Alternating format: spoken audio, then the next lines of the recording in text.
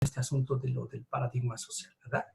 Sí, porque creo que no es igual, por ejemplo, en los países latinoamericanos que obviamente en Europa y otros territorios, ¿no? Entonces, por eso hacía la acotación igual, y si me voy directo con Freire es como una buena idea.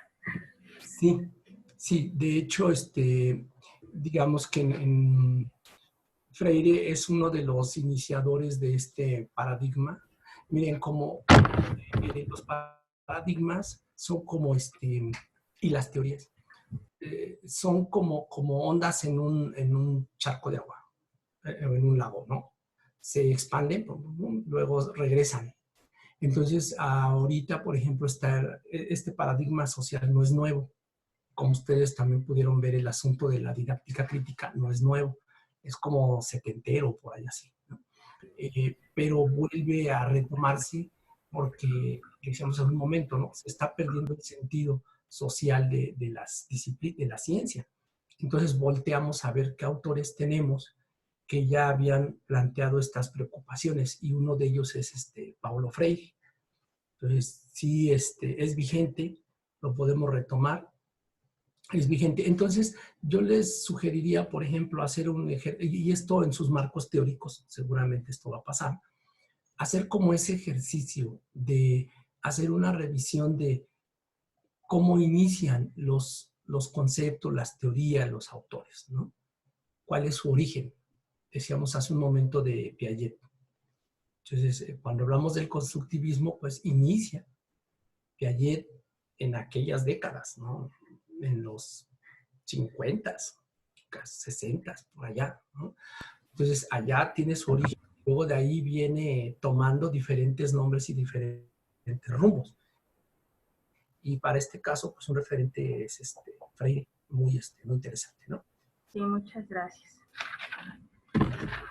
¿Algo más? ¿Alguien más? Andrea, Flor y hasta Adri también siempre está invitada. Yo escucho con todo gusto.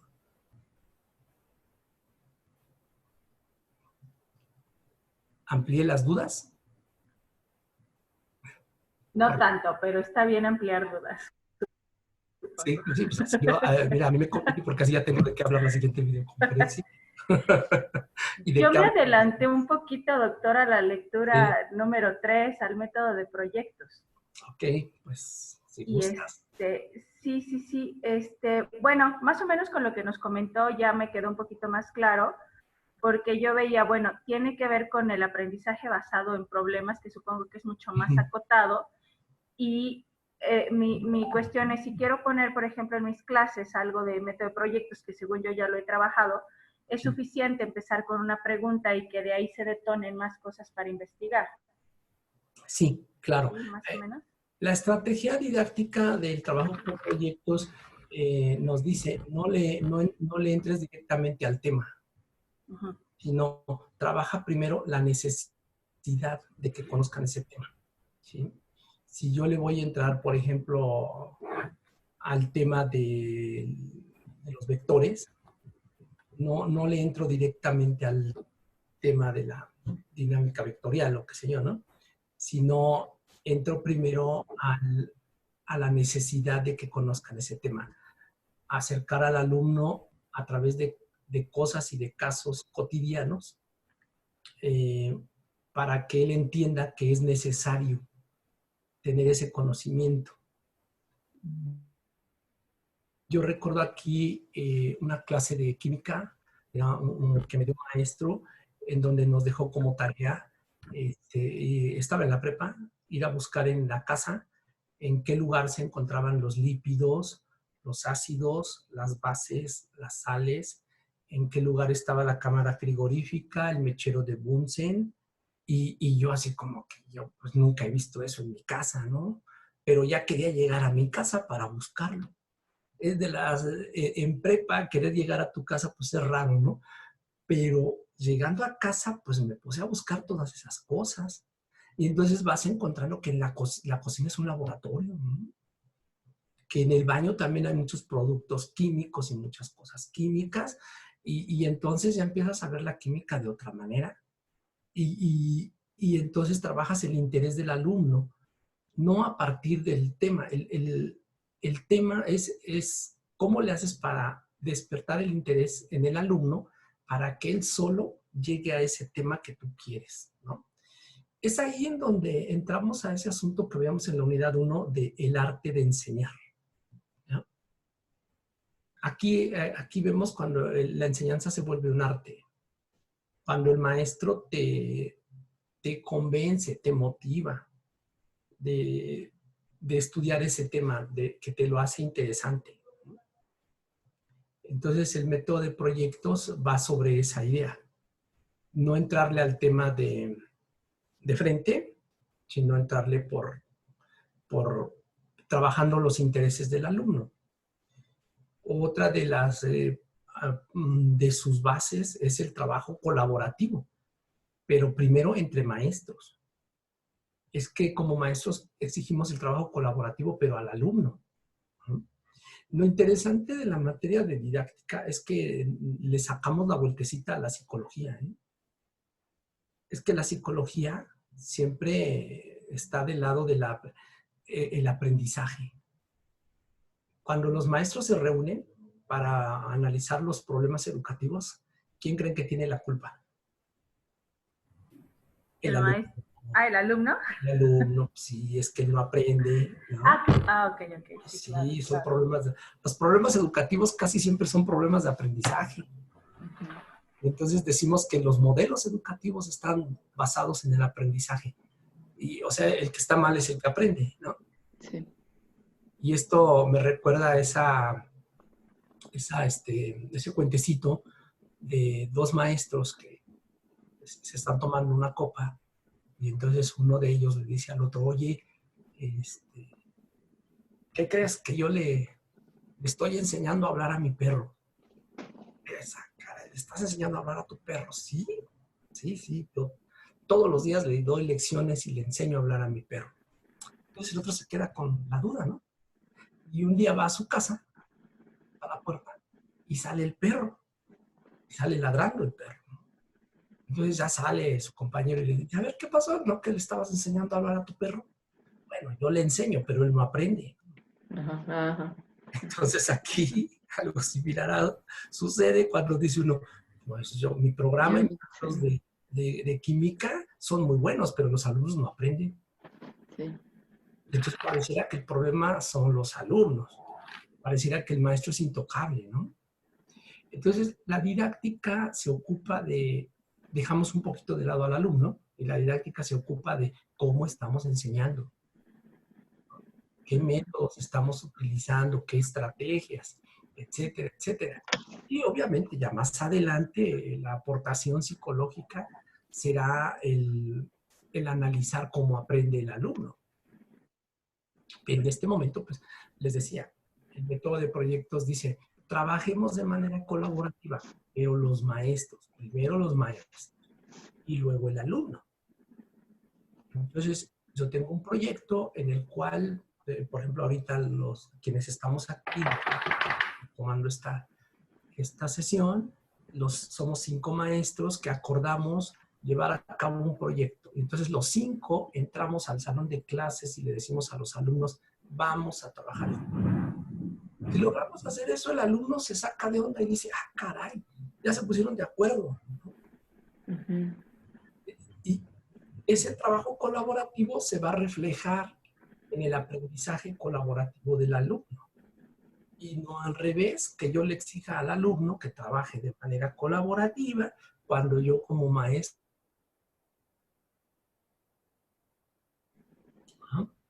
Entonces, esa es la otra característica del método de proyectos, ¿verdad? El trabajo colaborativo del docente, y tratar de impactar en el alumno, tiene que estar basado en problemas o en situaciones reales, cotidianas, que acerquen al alumno no de manera directa al tema, sino por los costados, por así decirlo, ¿no? Como en una estrategia de guerra, ¿no? Sí. No vas a atacar ¿cómo se llama? Al ejército. Al enemigo. Frente, ¿no? No se va a dar cuenta, sí. Exacto, sí, exacto, ¿no? Entonces, a muchos nos gusta citar el libro este libro del arte de la guerra, ¿no? Que es un chino, un japonés, no me acuerdo. Sun Tzu, chino, creo. Sí, ¿no? Que dice, la primera regla de la guerra es si la puedes evitar, evítala. No hay en ninguna guerra hay ganadores. Y no la puedes evitar, no tienes otra, estudia bien a tu enemigo, ¿no? Entonces, igual, estudiar bien a nuestro alumno, vamos a estudiar bien nuestro entorno, diseñar bien nuestra estrategia didáctica y que esa estrategia didáctica me ayude a conseguir que el alumno aprenda de una mejor manera, ¿no? Bueno, bien. Ya nos adelantamos un poquito por culpa de Vero, pero está bien. Si no, luego no tendríamos la oportunidad de volver a platicar. Lo siento. Pero muy bien, muy bien. Una de las cosas, perdón, ya estoy hablando mucho, perdón, pero en el video de didáctica crítica, en el video donde están los alumnos exponiendo y preguntándole a su maestra, una de las cosas que decía que de las desventajas de esta didáctica es que se centraba en el docente. Sí. Que no había como mucha comunicación, así, el vínculo con los alumnos. Y hay que buscar ese justo medio, ¿no? Siempre es importante recordar que el proceso educativo, la célula básica del proceso educativo es el proceso enseñanza-aprendizaje. O sea, alumno y maestro. Entonces, los modelos didácticos, las propuestas didácticas, deben buscar ese equilibrio. No centrarse solamente en alguno de los dos actores, ¿no? Sino hay momentos en que el maestro lleva la voz cantante y hay otro momento en que es el alumno al que le toca la batuta, ¿no? Hay momentos en que uno como docente tiene que dejar el escenario y dárselo al alumno. Eso es muy bueno, porque recordemos que una de las experiencias de aprendizaje más significativa es cuando a ti te toca dar la clase. O sea, cuando somos maestros, es cuando regresamos, cuando aprendemos más. Sí. Entonces, si nosotros ponemos en situación de docente al alumno, cuando le decimos, les toca exponer este tema, el alumno se ve obligado a repasarlo y a explicarlo, ¿no? Entonces, cuando logramos que el alumno explique un concepto, un término, ¿no? Ya lo que nos dice Piaget, ¿cómo puedo yo evidenciar que hay cambios adentro de la cabeza de mi estudiante, ¿no? Nadie a la fecha ha podido abrir la cabeza a alguien y decir, miren, ya se están conectando las neuronas, ¿no? O miren, las estructuras cognitivas, ahí hay aprendizaje significativo. Nadie ha podido hacer eso. Lo que nos dice Piaget es la mejor evidencia es el lenguaje. Cuando logramos que un niño pequeño pase de esto que es conocimiento concreto, son 5 cosas, 1, 2, 3, 4, 5. Pasar de aquí a la abstracción de 5, o sea, hablar de 5, sin la presencia de lo concreto, ya hay un cambio acá dentro de tu cabeza. Estás logrando manejar conceptos. Si logramos que el niño sume 5 más 5, 10, que lo nombre, que lo diga, esa es la evidencia de que algo se conectó acá adentro, ¿sí? Entonces, si yo le digo al alumno, a ver, vas a explicarme me van a explicar esta reacción química. Entonces el alumno te empieza a explicar así como que, bueno, pues agarré un envase de vidrio que está así como plano abajo y como embudo arriba, luego le puse un como tapón y le echamos unas como sustancias, una como verde y un agua como amarilla, y luego empezó a hacer como un humo, y luego de ahí empezó a viajar como por este tubo de saber, espérate. No, tu lenguaje lo que refleja es que adentro de tu cabeza está hecho bolas. Entonces, no, a ver, como frasco plano se llama matraz, ¿no? Y hay tipos de matraces, y se llama matraz así. Y esas como sustancias verdosas, pues es un ácido. Entonces, cuando el alumno logra explicar, darle nombre a las cosas, es la mejor evidencia de que algo en su cabeza se está conectando bien. ¿Sí? Decimos que tiene un manejo conceptual. Si le pedimos al alumno que explique un tema y que lo explique con estas características, entonces estamos forzando al alumno a que haga esas conexiones. Si lo forzamos a que lo haga de manera en equipo, es mejor, ¿no? Entonces, esto lo trabajamos mucho en la didáctica, sobre todo con proyectos, con la idea del aprendizaje de conceptos, de palabras, del lenguaje abstracto, que el alumno, sobre todo en las ciencias exactas, trabajamos mucho con abstracciones. Sí. ¿No? Entonces tenemos que ejercitar en el alumno la adquisición de ese aprendizaje abstracto, ese aprendizaje de abstracciones. Entonces lo que decía Vero, allí en un inicio va mucho la intervención del docente, pero luego te haces a un lado y dejas al alumno, incluso que se equivoque, ¿no? Recordemos que la ciencia, siempre hablo de este libro, y el otro día que me acordé, me lo traje ahora sí de casa. No sé si lo conozcan, a ver si lo voy a poner ahí. ¿Sí lo ven? No. Historia de la ciencia sin los trozos. ¿Sí? Aburridos, ok. Historia de la ciencia sin los trozos aburridos.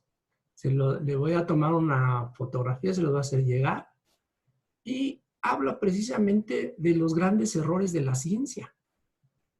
Es que de repente enseñamos ciencia como si el conocimiento científico siempre fue puras cosas. Un buen día Pasteur dijo, voy a descubrir la vacuna, y la descubrió. ¿Qué, amaneció inspirado o qué, no? Se equivocó. De hecho, la vacuna es producto de un error, ¿no? Sí. Creemos que los grandes inventos pues, surgieron así por generación espontánea, ¿no? Los hermanos Wright un buen día dijeron, vamos a comprar un avión y lo volamos. No, y no, mejor mañana, ¿no? O sea, no, pues, o sea, la historia de las ciencias en los trozos aburridos habla precisamente de que la ciencia también comete errores, ¿no? Y de que hay muchos errores que nos han llevado a grandes aciertos. Entonces, todo este asunto, pues, tiene que ver con didáctica, ¿no? Con la forma en cómo enseñamos la ciencia, cómo acercamos a los chicos a la ciencia, ¿no? Despertar en ellos el interés por seguir estudiando, despertar en ellos, ahora sí, como el amor por la ciencia. ¿Sí? ¿Algo más que quieren comentar? ¿No? Estamos entendidos. Miren, ya hasta tenemos otro asistente, ¿no? Sí, el que ladra. Está bien. Es el que quiere participar. Sí. Es al que se le enseñó a leer. Está enseñando a hablar. A lo mejor en la siguiente videoconferencia ya dice algunas palabras, ¿no? A ver qué tan buena es Vero con esa didáctica. Bueno, bien, pues miren, entonces, tengo dos, les voy a hacer llegar el texto de lo paradigma social, la referencia de este texto. De manera complementaria, seguimos trabajando en el tema de método de proyectos, nos seguimos comunicando por el foro y estamos a la mitad de la unidad. Si en un momento dado es necesario que tengamos otra reunión como esta, la programamos un día diferente para que también nos acompañe Diana y hacemos este ejercicio, ¿no? Que les vuelvo a repetir, la finalidad es amarrar los temas, apoyarles a ustedes para que tengan más elementos y lo plasmen en su trabajo y les apoyen a su tesis. ¿Sale? Sí. Bueno, pues yo me despido de ustedes. ¿Cómo se llama el amigo? Lola. Es amiga, perdón. Es amiga. Y pues que es población femenina. De salón.